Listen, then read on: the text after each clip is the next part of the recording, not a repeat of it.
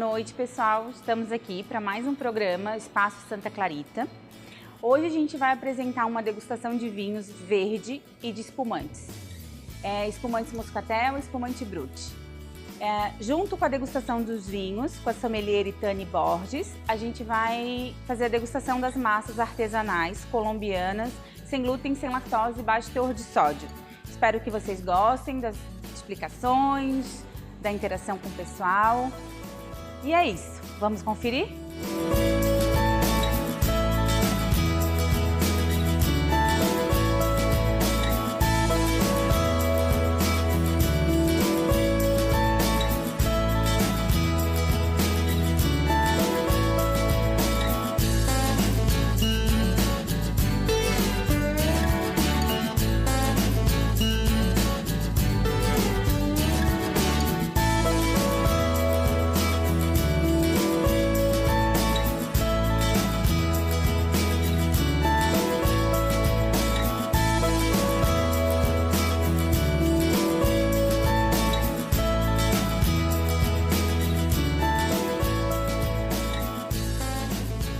Então, aproveitando a presença da sommelier Itane Borges aqui hoje conosco, a gente vai fazer umas perguntinhas que são trazidas pelos nossos clientes no dia a dia, mais direcionadas aos nossos telespectadores, né? Porque quem já está aqui já vai ouvir diretamente dela.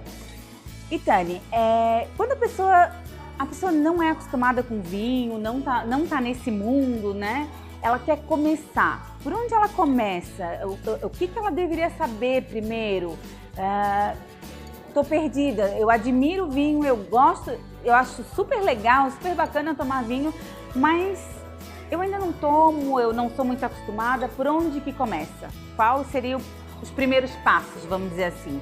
Bom, a pessoa que está iniciando no mundo do vinho, o ideal é ela começar com vinhos mais leves, né? Com vinhos mais frescos, para ela saber um vinho mais leve, um vinho mais intenso, da onde a procedência, ela vai ter que buscar uma orientação.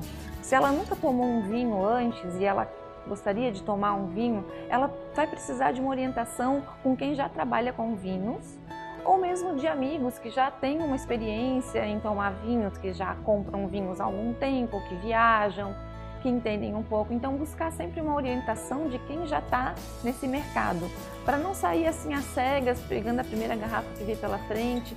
Às vezes vai pegar uma garrafa que não é, um vinho que não é o adequado para o paladar dela de iniciante, que assim como em tudo, o vinho também tem suas fases para iniciante, para fases de quem já toma uns vinhos mais envelhecidos, uns vinhos de guarda, uns vinhos que já estão com mais barrica, que já são mais pesados, com taninos mais potentes.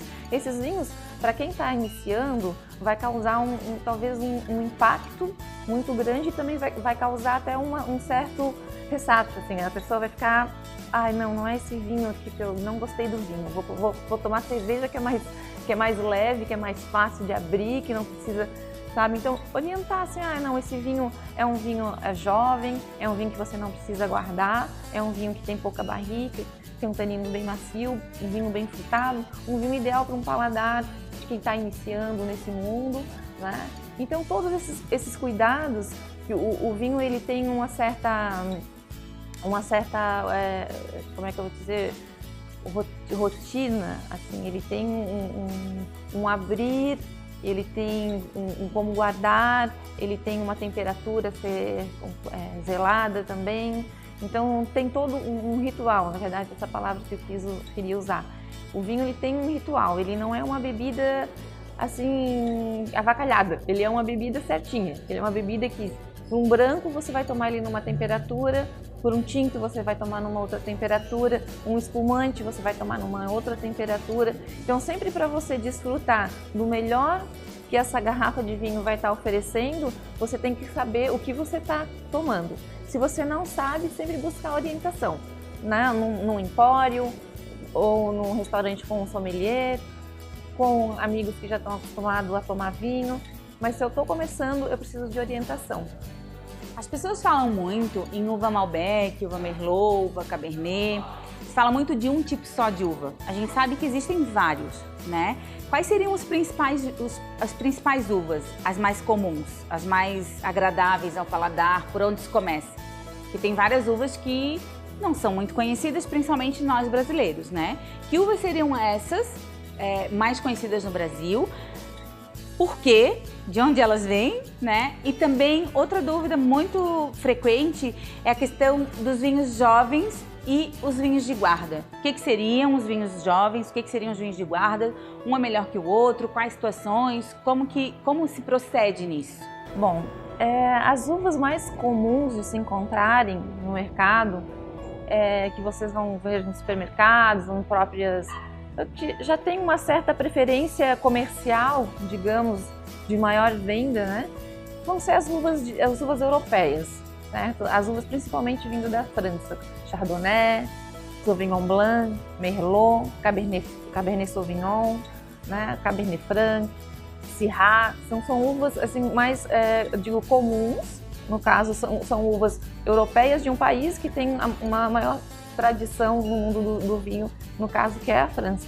Existem uvas também autóctones, que a gente fala que é do próprio país, que é da Itália ou de Portugal, né, que tem até uns nomes bem diferentes.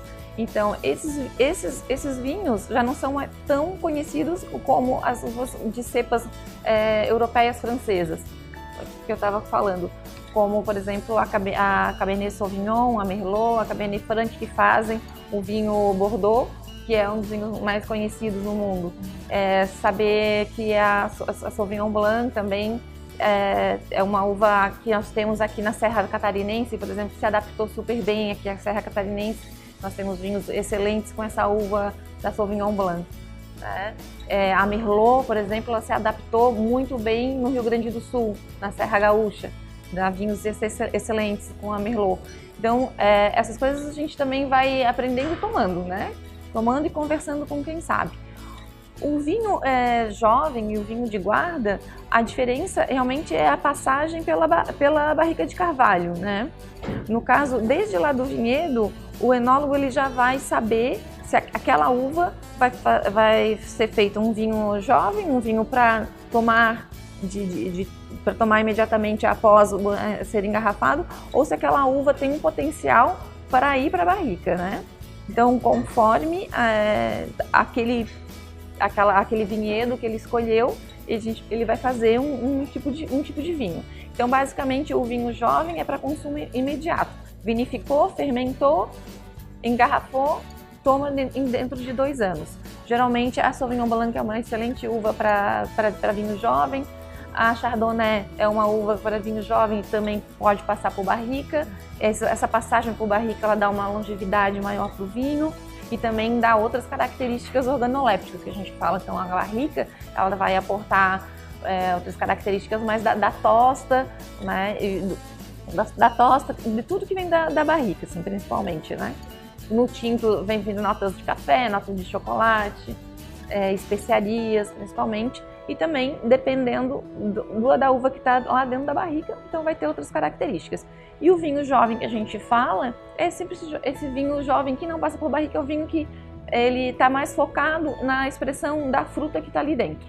Então são mais as características primárias da fruta que está dentro do vinho.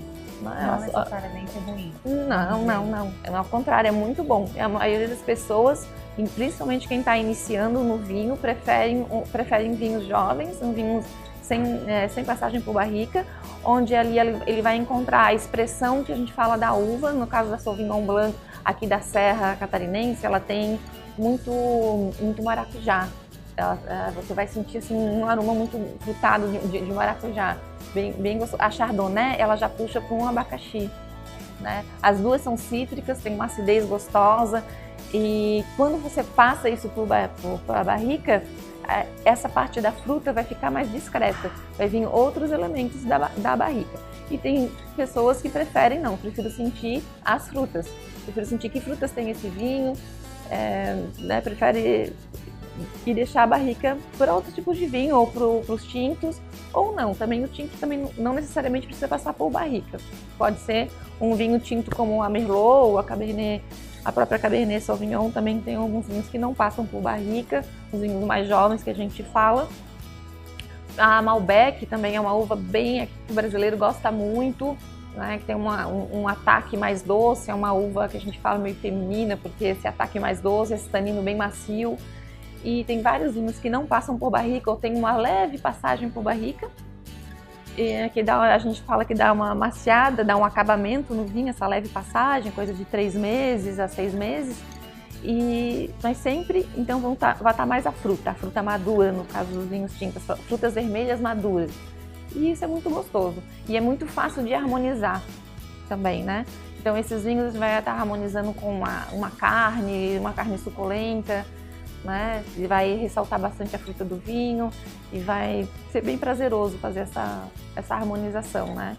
Os vinhos brancos, assim, jovens, frescos, com os frutos do mar, que a gente está pertinho da praia, com uma salada com um camarão, uma coisa bem leve, né? Então pede uns vinhos mais jovens, sem muita barrica. Aí se você já vai para um peixe mais untuoso, com uma manteiga, com um creme, um molho branco, já pede uma chardonnay que passou por barrica, vai dar umas notas mais amanteigadas, né? Então tudo vai estar conforme a estrutura do vinho, conforme a estrutura do prato, você harmoniza com o vinho, né? Um prato mais estruturado, um vinho mais estruturado, um prato leve, um vinho leve, e assim você vai harmonizando. Agora passando para o vinho verde, né, que é a nossa temática de hoje. O vinho verde no Brasil está se descobrindo, né? Ele tá virando o novo queridinho do brasileiro. Mas ainda muitas pessoas confundem, muitas pessoas dizem, o que é esse vinho verde? A uva que é verde? É verde porque a cor do vinho é verde? O que é esse vinho verde? Qual a diferença dele, né? É da região verde? Eu queria que você falasse um pouquinho sobre isso. O que é o vinho verde? De onde ele vem? Quais os diferenciais dele? Realmente as pessoas elas se confundem um pouco o nome vinho verde, né, com a cor do vinho ou a cor da uva, né? Realmente não tem nada a ver, né? Você pode ver aqui a gente tem um vinho verde branco, um vinho verde rosé e também tem vinho verde tinto também, né? No caso não temos aqui e não é tão comum no Brasil, mas em Portugal sim também tem vinho verde tinto, né? O vinho verde ele vem da região demarcada de vinhos verdes no noroeste de Portugal, tá? Então aqui no noroeste de Portugal é chamado a região dos vinhos verdes. Mas por que é a região dos vinhos verdes? Não tem nada a ver com o vinho ou com a cor do vinho, ou porque o vinho é verde ou a uva não maturou. Não é isso. É que essa região ela é conhecida por ser realmente muito verde. É a região mais verde que tem em Portugal. Muita vegetação, né? E é uma região também fresca, fria, tem invernos rigorosos, chove muito e com isso o verde lá é exuberante. Então por isso que foi a região dos vinhos verdes. Não só isso, como ali nessa região tem uvas que são autóctones dali, né? Que são uvas que fazem esse vinho e só fazem ali, né? Então a Arinto, tem uma uva muito famosa que é a Alvarinho, né? A Alvarinho é da região de Monção, Melgaço.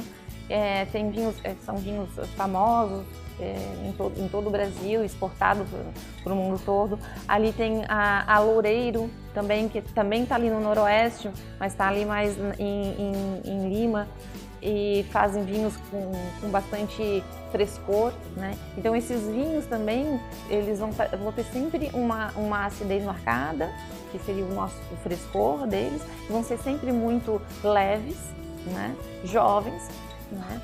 Alguns podem ser passados para barrica e maturados, como alguns produtores, Anselmo Mendes, ele faz alvarinhos com passagem com barrica, né? Mas a maioria dos vinhos verdes sempre vão ser leves, né?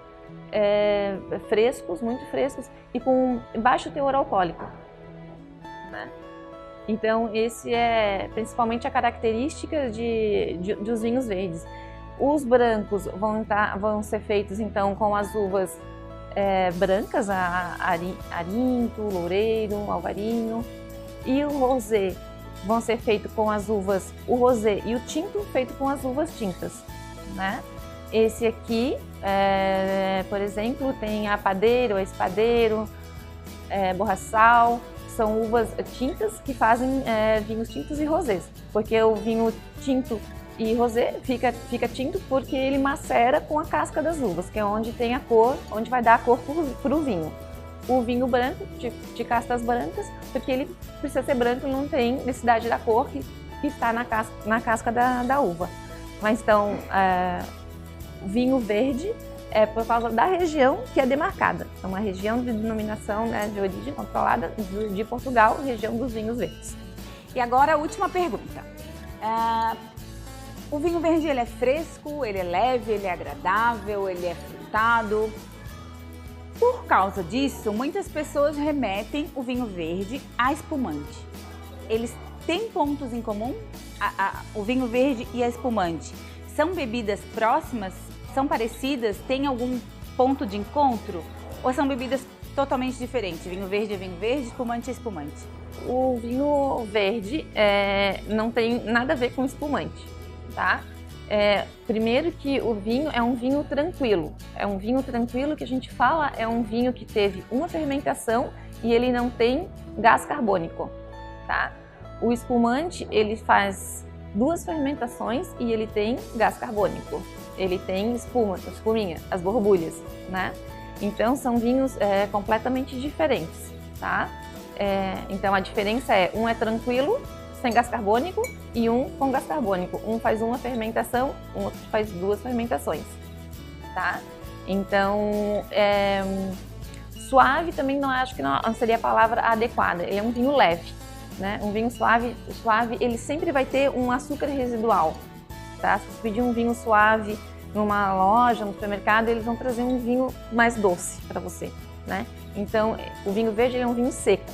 Ele tem quase nada de açúcar residual nele, sempre vai ter um paladar seco, né? O espumante pode ser seco, pode ser doce, pode ser meio doce, meio seco, né? Mas o espumante, claro, tem a leveza também, porque ele tem baixo teor alcoólico. O vinho verde ele tem de 8 a 10% de volume alcoólico. Então é muito baixinho. O espumante ele também tem de 11 a 12, né? Isso depende. Um asti, por exemplo, que é um método que se usa na Itália, o asti, ele faz uma fermentação só, ele tem 7, 8% em álcool. Então é muito baixo o teor alcoólico. Então isso dá a leveza. E a acidez vai dar o frescor, né? Então são vinhos totalmente diferentes.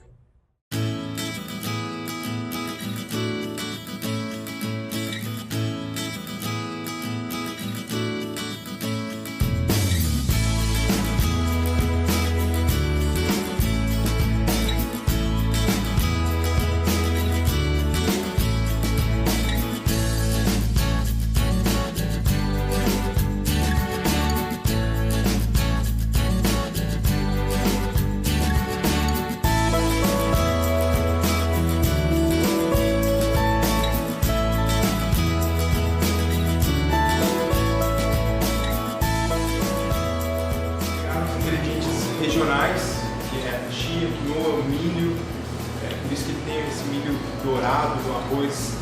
Ele tem uma mistura de arroz tailandês, que é um arroz bem branquinho, com arroz também que é dos Andes, e fizeram uma massa seguindo os métodos de produção artesanais italianos. Então é uma empresa pequena, jovem, que busca constantemente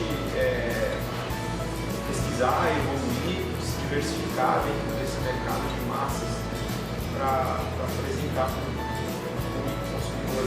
Já tem Brasil, Costa Rica, Chile, Equador, em breve também na Europa.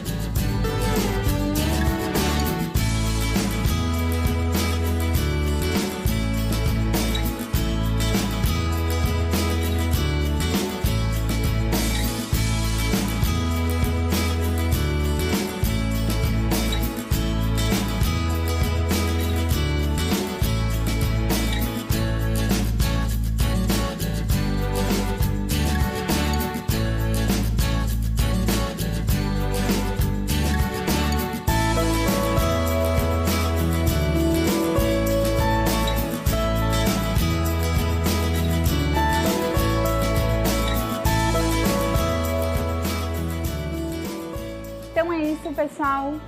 Um pouquinho da degustação que aconteceu hoje aqui. Espero que vocês tenham gostado. Lembrando que qualquer dúvida, sugestão, críticas, por favor nos envie via Facebook, via Instagram, via site. E todas as segundas, o Espaço Santa Clarita, às 19 horas, na Top Web TV. Esperamos vocês!